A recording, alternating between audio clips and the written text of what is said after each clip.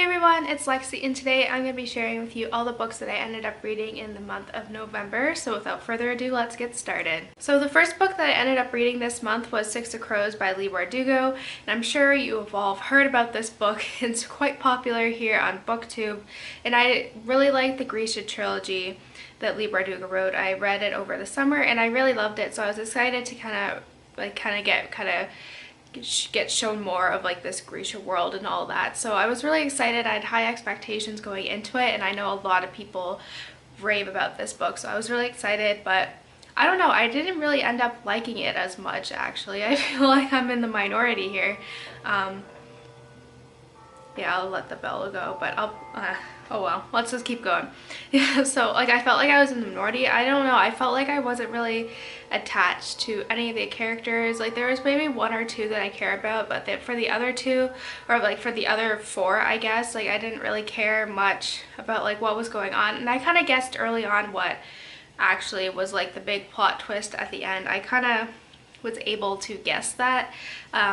But I don't know, I gave it 3 out of 5 stars. I did enjoy like the heist part and just like all that, but and how she kind of weaved all these characters' perspectives in seamlessly, but I wasn't really attached. I was like, I got to the point where it's just like, I just want to finish reading this, like I'm not enjoying this anymore, and it was just like, but I don't know if I'll continue on with like the last book in the duology, but I don't know, it was okay. So the next book that I read was Lilac Girls by Martha Hall Kelly, and this is like a World War II historical fiction novel. It revolves around 3 women during World War II. One of them is kind of a socialite in New York who kind of starts out like this campaign for sending like stuff to French orphanages and like all that, and she kind of sponsored the Ravensbrück like women and just kind of getting their health back in check after the war, Caroline. And then there was one woman who was in Poland, and she ends up working for the underground, and she gets caught and sent to Ravensbrück, so it's about her experience there. And then there's Herta, who is a doctor who worked at Ravensbrück, who did all like the medical tests on the women. And I really liked the story. I was reading the author note after I finished it, and Caroline and Herta were both women, actual women who were in like the war. Like Herta was actually like a doctor, and Caroline actually was someone who kind of like was a kind of helped women and brought to justice some of the doctors that were kind of let loose from Ravensbrück, that were kind of just let out of prison early. I really like this. I love World War II historical fiction, like especially those that kind of focus on the female perspective, because a lot of times it's like from like the men's perspective, and I really liked it. If you like kind of like The Nightingale and Codename Verity, like if you like those books, you'll definitely like this book.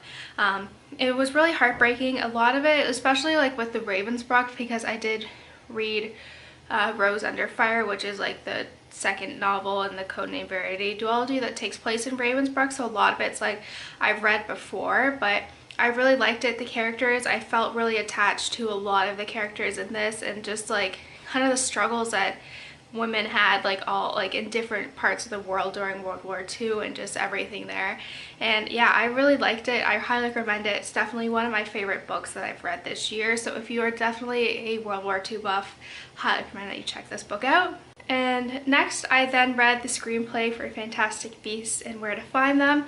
I first saw the movie first because the book came out, the movie like the same day the movie came out, and I saw the movie before the book actually arrived, and that actually kind of helped me out because I'm not usually the best at reading screenplays in terms of like visualizing everything, so it did help. I gave it a 5 out of 5 stars. I really enjoyed the movie. You can check out my review, I'll link it down below for the movie and all that, but this book was really pretty. I have it at home because I dropped it off all when I went home for Thanksgiving, but yeah, it was really good.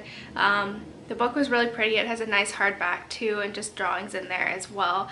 But yeah, it was really good, and it kind of helped me kind of grasp, like I had a hard time kind of figuring out like the dark magic system when I was watching the film, so this kind of helped me kind of actually see it, and I could visualize everything, and I really enjoyed it, especially because I did see the movie first, so I could kind of visualize everything, because I'm not the best at reading plays. So yeah, I really enjoyed that one. And then when I was at home, I was feeling nostalgic, so I decided to pick up the first Spiderwick, not like, I guess, book, was it Field Guide by Tony DiTerlizzi and Holly Black, and I really liked it. This was like one of my favorite series growing up, and that's the thing about like reading books that are like for like middle grade or younger. Like I have a hard time kind of getting in that mindset and all that. Yeah, so I did give it 3 out of 5 stars. I enjoyed it, but not as much as I did when I was little. I just always have a hard time kind of getting into that. So I don't know, it still made me feel very nostalgic, and I kind of want to watch the movie now. So yeah, so that's it guys. I hope you enjoyed this video. Let me know in the comments below what some of your favorite books that you read this month were, and yeah, don't forget to give this video a thumbs up, and I will see you next time. Bye guys.